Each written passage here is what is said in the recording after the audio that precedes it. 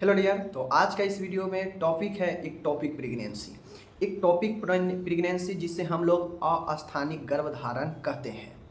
एक topic pregnancy आज के ये वीडियो जो टॉपिक है यह हर एक फीमेल हर एक गर्ल को देखनी चाहिए, क्योंकि एक समय ऐसा आता है जो कि सबको प्रेगनेंसी से गुजरना ही पड़ता है। तो ऐसे में एक टॉपिक प्रेगनेंसी एक बहुत खतरनाक प्रेगनेंसी होता है जिसको आपको अपने ज़िंदगी में जानना बहुत ज़रूरी है, क्योंकि हर कोई फीमेल को यह आगे ज़रूरी होगा ही होगा।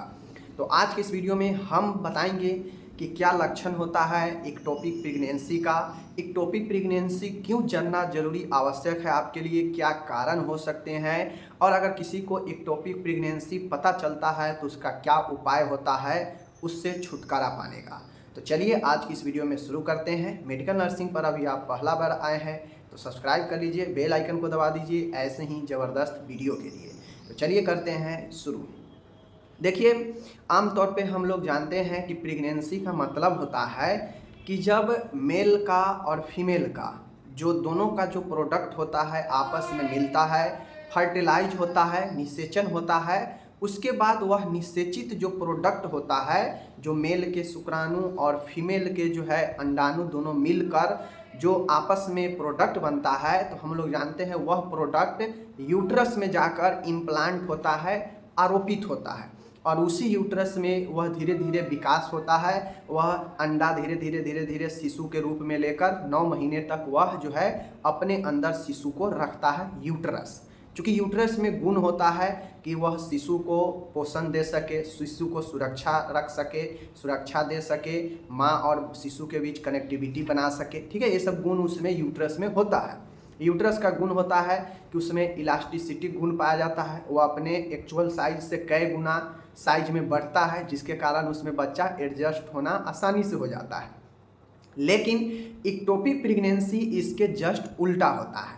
इक्टोपिक प्रेगनेंसी में जो बच्चा होता है निषेचन के बाद, मेल और फीमेल के जो शुक्राणु और जो अंडाणु है वह मिलने के बाद जो प्रोडक्ट बनता है निषेचन होने के बाद, वह प्रोडक्ट चूँकि यूट्रस में जाकर इम्प्लांट होना चाहिए, यूट्रस में आरोपित होना चाहिए पूरे 9 महीने के लिए। लेकिन इक्टोपिक प्रेगनेंसी में ऐसा नहीं होता है।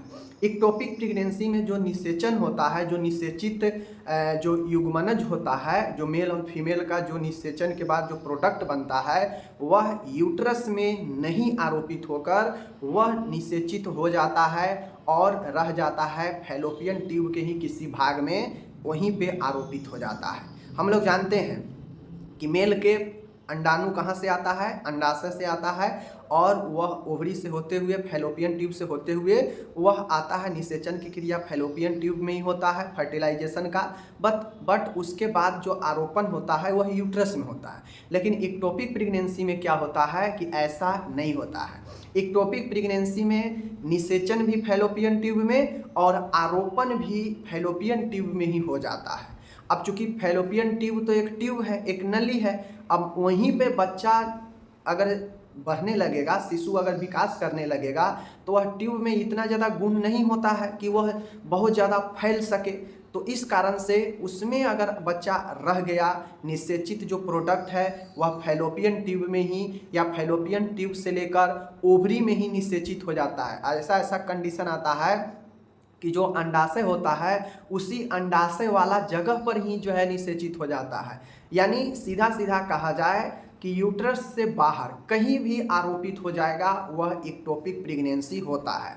ज़्यादातर मामला में जो आरोपित होता है, जो प्रोडक्ट होता है, वह आपका जो है फैलोपियन ट्यूब में ही जो है आरोपण हो जाता है, मतलब वहीं पे विकास होने लगता है, वहीं पे जो है बढ़ने लगता है, वहीं पे जो है शिशु के रूप में धीरे धीरे आगे बढ़ने लगता है। अब चूंकि यूट्रस में सब गुण होता है बच्चे के लिए, लेकिन फैलोपियन ट्यूब में ऐसा कुछ नहीं है। फैलोपियन ट्यूब का काम है कि वह ओवरी से अंडा लेकर आया और मेल का शुक्राणु से जो है मिला और वहाँ पे निषेचन हुआ, और निषेचन के बाद वहाँ से यूट्रस में आ गया।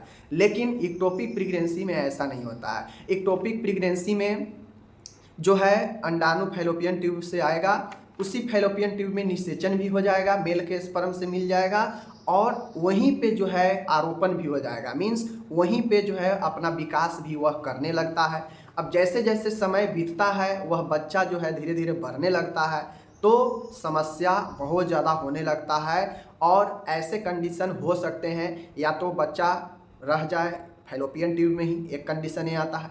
एक कंडीशन ये आता है कि आपके पेट के निचले वाले भाग में, यानी यूट्रस से बाहर पेट के निचले वाले भाग में आपके बच्चे का विकास होने लगे, यूट्रस में ना होकर। समझ रहे हैं, ये सब चीज़ें हैं। ओवरी में, ओवरी जो अंडाशय होता है वहीं पर विकास होने लगे, वहीं पर निषेचित हो जाए और वहीं पर विकास होने लगे, तो यह भी है। समझ गए।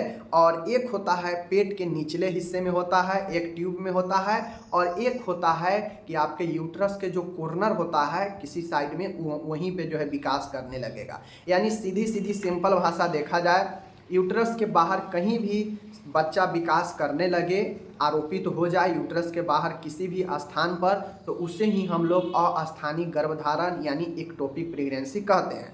अब इस कंडीशन में प्रॉब्लम क्या होता है मैं आपको बताता हूँ। कारण सबसे पहले जान लीजिए, कारण ये होगा पेल्विक इन्फ्लामेटरी डिजीज, मतलब आपका जो पेल्विक है, जो श्रोणि होता है, वो जो है उसमें कोई प्रॉब्लम हो, उससे संबंधित पेल्विक इन्फ्लामेटरी डिजीज हो सकता है। अधिक बार बहुत ज़्यादा आप किसी गर्भ निरोधक गोलियां का आप जो है उपयोग किए हैं, कोई फीमेल है बहुत ज़्यादा वह जो है गर्भ निरोधक गोलियों का उपयोग कर रखी है, तो उसको इस प्रकार से प्रेगनेंसी हो सकता है। ठीक है। आगे है, कोई महिला है गर्भ से बचने के लिए वह आईयूडी का उपयोग की है, इंट्रा यूटेराइन डिवाइस, जो यूट्रस के अंदर डिवाइस लगा दिया जाता है जिससे यूट्रस जो है आपका क्षतिग्रस्त हो सकता है, और जो बच्चा है यूट्रस में न पलकर वह यूट्रस से बाहर पलने लगता है। तो आईयूडी का इस्तेमाल भी ज़्यादा नहीं करना चाहिए। फैलोपियन ट्यूब का कोई सर्जरी हो रखा है, ठीक है, जिसे सल्पेक्टोमी कहते हैं, तो फैलोपियन ट्यूब का अगर कोई सर्जरी हो रखा है तो ये कंडीशन जो है आपको बनता है, ये सब कारण बनता है। बातें को समझ रहे हैं। तो यहाँ पे मैं आपको बता दूँ क्या क्या इसका कारण हो सकता है। पहला तो पेल्विक से रिलेटेड आपका कोई प्रॉब्लम, समस्या, रोग हो सकता है। दूसरा ये हो सकता है कि आप कोई महिला है प्रेगनेंसी से बचने के लिए बहुत ज़्यादा जो है वह कंट्रासेप्टिव पिल्स जो होता है, गर्भ निरोधक दवाइयाँ, उसका उपयोग कर रखी है, तो उस दौरान भी ये चीज़ें हो सकता है। या ये हो सकता है कि फैलोपियन ट्यूब के सर्जरी, अगर पहले कोई प्रॉब्लम से फैलोपियन ट्यूब का सर्जरी हो रखा है तो उस कंडीशन में भी ये चीज़ें हो सकता है। और आपके आईयूडी का इस्तेमाल, यह भी एक कंट्रासेप्टिव डिवाइस होता है जो यूट्रस के अंदर लगता है, आईयूडी, इसका इस्तेमाल भी आपको एक्टोपिक प्रेगनेंसी का कारण बन सकता है। तो ये सब जो है आपके समस्या होता है, कारण बनता है। ठीक है। और एक होता है आपका इंडक्शन एवर्सन, मतलब एक होता है एवर्सन, अगर बहुत बार कोई एवर्सन भी करा रखा है जिसे हम लोग गर्भपात कहते हैं, तो कोई फीमेल अगर बहुत बार वह एवर्सन करा रखी है तो उसमें यह कारण बन सकता है कि कभी आगे चल के उसे एक्टोपिक प्रेगनेंसी होने का खतरा बनता है। तो ये तो कुछ कारण हो गया। लक्षण की बात किया जाए तो लक्षण भी बहुत ही ज़बरदस्त है, याद रखिएगा। लक्षण में सबसे महत्वपूर्ण लक्षण ये होगा कि पेट के निचले वाले हिस्से में बहुत ज़्यादा पेन होगा। ठीक है, बहुत ज़्यादा पेन होता है पेट के निचले वाले हिस्से में, क्योंकि आपके जो बच्चा यूट्रस में पलना चाहिए वो यूट्रस में पल नहीं रहा है, यूट्रस से बाहर है। अब यूट्रस से बाहर है तो उसको उतना जगह मिलेगा नहीं, क्योंकि स्वाभाविक रूप से जो बच्चा का पलने का स्थान है वह तो यूट्रस है। अब यूट्रस से बाहर इधर उधर कहीं भी ट्यूब में कहीं भी पलने लगेगा, बढ़ने लगेगा, तो उसको उतना वहाँ पे जगह मिलेगा नहीं, तो वह माँ के लिए भी खतरा होता है और बच्चे दोनों के लिए, मैं बताऊँगा आगे।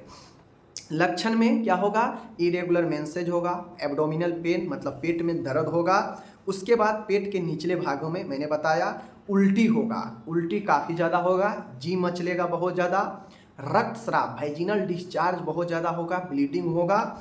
उसके बाद पसीना आएगा। उसके बाद जो है और लक्षण में, महत्वपूर्ण लक्षण में कहें तो यहाँ पे जो फैलोपियन ट्यूब है उसमें अगर बच्चा अगर आपके इम्प्लांट है तो उसमें फट सकता है, वह ट्यूब भी फट सकता है, ये होता है लक्षण में। उसके बाद बच्चे के लिए भी घातक है, बच्चा का अंदर डेथ भी हो सकता है। इस कंडीशन में महिला का भी मृत्यु हो सकता है। तो ये सब कारण होता है, समझ गए।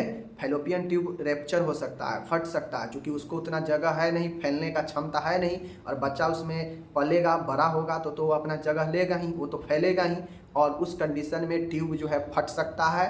ठीक है। तो ये सब आसपास के जो ऑर्गेन है उसको क्षतिग्रस्त कर सकता है। आसपास के जो ऑर्गेन होगा उसके आसपास वह ऑर्गेन को क्षतिग्रस्त करेगा। तो ये सब लक्षण जो है आपके एक्टोपिक प्रेगनेंसी में होता है। एक्टोपिक प्रेगनेंसी आपको कैसे पता चलेगा कि किसमें एक्टोपिक प्रेगनेंसी है, किसमें नॉर्मल है? तो बहुत कम मामले में एक्टोपिक प्रेगनेंसी होता है, बट होता जरूर है। एक्टोपिक प्रेगनेंसी लगभग आपको 5 से लेकर 10 सप्ताह में पता चल जाएगा। कब पता चलेगा? तो डायग्नोसिस होता है, ब्लड का टेस्ट करवाइए, अल्ट्रासाउंड करवाइए, ठीक है, उसके बाद लेप्रोस्कोपी करवाइए। यह सब जो होता है जिससे पता चलेगा कि एक्टोपिक प्रेगनेंसी है, ठीक है। एक्टोपिक प्रेगनेंसी है तो क्या होगा? यूट्रस में बच्चा नहीं होकर यूट्रस के बाहर कहीं भी होगा। बातें को समझ गए? निदान में क्या होगा? एब्डोमिनल पेट का एग्जामिनेशन किया जाएगा, ब्लड एग्जामिनेशन होगा, लेप्रोस्कोपी होगा, अल्ट्रासाउंड होगा। बातें को समझ गए? प्रबंध की बात करूं मैनेजमेंट का, तो आप कैसे इसको ठीक कर सकते हैं? अगर पता चल जाए कि एक्टोपिक प्रेगनेंसी है तो इसको कैसे जो है ठीक किया जा सकता है? सबसे पहले एक्टोपिक प्रेगनेंसी हो या कोई भी बीमारी हो तो उसके लिए लक्षण का प्रबंध करते हैं। लक्षण का प्रबंध का मीन्स होता है कि अगर इस प्रॉब्लम में और क्या क्या प्रॉब्लम हो रहा है, जैसे बुखार होगा तो बुखार के लिए एंटीपायरेटिक चलेगा, पैरासीटामोल बहुत सारा है, आइबुप्रोफेन है। उसके बाद आता है आपका एनाल्जेसिक आता है, जो दर्द से, अगर दर्द हो रहा है तो दर्द से राहत के लिए डाइक्लोफेनिक हो गया। उसके बाद आपका हो गया डाइक्लोफेनिक, ट्रामाडोल, बहुत सारे दर्द की दवाइयाँ हैं, दर्द की दवाइयाँ दिया जाएगा, ठीक है। अगर पेशेंट को शॉक लगता है, मान गया अचानक से ट्यूब फट गया, ठीक है, ट्यूब फटने के बाद ब्लीडिंग बहुत ज़्यादा होने लगा और पेशेंट को शॉक लग गया, शॉक लगने से आईवी फ्लूइड देंगे, तरल ज़्यादा से ज़्यादा चढ़ाएंगे, सलाइन वगैरह, ठीक है, ये होता है। अब इस कंडीशन में चूँकि ब्लड बहुत ज़्यादा निकलता रहता है, अगर किसी को एक्टोपिक प्रेगनेंसी है तो ब्लड बहुत ज़्यादा निकलता है, तो ब्लड अगर निकल रहा है तो ब्लड निकलने के लिए उसको ट्रीटमेंट किया जाता है, ब्लड ट्रांसफ्यूजन किया जाता है ताकि ब्लड मेंटेन किया जा सके। तो ब्लड ट्रांसफ्यूजन हो गया। उसके बाद आता है आपका, अगर इन सब चीज़ों में अगर नहीं ठीक होता है, इन सब चीज़ों में अगर नहीं सही होता है तो लास्ट में सर्जरी होता है। और अगर बच्चा यूट्रस के बाहर है, यूट्रस के बाहर ही होगा, और यूट्रस के बाहर अगर फैलोपियन ट्यूब में बच्चा है तो फिर फैलोपियन ट्यूब को काट कर बच्चा सहित हटा दिया जाता है, ठीक है, यानी सल्पेंजेक्टोमी। जो सल्पेंजेक्टोमी जो होता है फैलोपियन ट्यूब का सर्जरी, वो सल्पेंजेक्टोमी किया जाता है और उसमें फैलोपियन ट्यूब के साथ में जो प्रोडक्ट पल रहा है फैलोपियन ट्यूब में उसे निकाल दिया जाता है। बातें को समझ रहे हैं? और ये सब जो है प्रबंध है, और लास्ट में एंटीबायोटिक दिया जाता है इन्फेक्शन से बचने के लिए। तो यह सब कुछ प्रबंध है। और अगर एक्टोपिक प्रेगनेंसी है तो कोशिश करना चाहिए, अगर पता चल जाए स्टार्टिंग में ही कि एक्टोपिक प्रेगनेंसी है तो उसे ख़त्म ही कर देना में सबसे बेहतर होता है। ख़त्म कर देने का मतलब एबॉर्शन ही करवा देना चाहिए किसी रजिस्टर्ड डॉक्टर से, ठीक है। चूँकि एक्टोपिक प्रेगनेंसी में माँ को बहुत ज़्यादा खतरा रहता है, कब जो है फैलोपियन ट्यूब फट जाएगा, कब जो है नष्ट हो जाएगा, अंदर में ही बच्चा जो है आपके और सारे आसपास के ऑर्गेन को क्षतिग्रस्त पहुंचा देगा, पता नहीं चलेगा। इसलिए एक्टोपिक प्रेगनेंसी जैसे ही स्टार्टिंग में ही पता चल जाए कि जो प्रोडक्ट है वह अपना विकास यूट्रस से बाहर कर रहा है तो तुरंत उसे एबॉर्शन जो है करवा देना चाहिए। और यही जो है फैलोपियन ट्यूब का सबसे बेस्ट ट्रीटमेंट है कि जैसे ही स्टार्टिंग में पता चले कि हाँ एक्टोपिक प्रेगनेंसी है तो उससे निपटने के लिए एबॉर्शन करवाना चाहिए। अब उसके लिए जो भी तरीका हो, ठीक है, उसके लिए जो भी तरीका हो, चाहे फॉरसेप्स के द्वारा हो या फिर दवाई के द्वारा हो, जैसे हो डॉक्टर से संपर्क करने पर आपको उचित सलाह देंगे। लेकिन जैसे ही पता चले कि एक्टोपिक प्रेगनेंसी है, डॉक्टर से सलाह लेकर उससे समाप्त ही कर देना चाहिए उस प्रेगनेंसी को। इसी में भलाई है, वरना वह जो है बच्चे के साथ साथ में आगे माँ के लिए भी खतरनाक होता है। बातें को समझ गए? तो मैं यहाँ पे विदा लेता हूँ, और आपको इस वीडियो के बारे में क्या कहना है कमेंट करके ज़रूर बताइए। इस प्रकार का वीडियो चाहिए तो हमें ज़रूर फॉलो कीजिए। मिलते हैं अगले वीडियो में। धन्यवाद।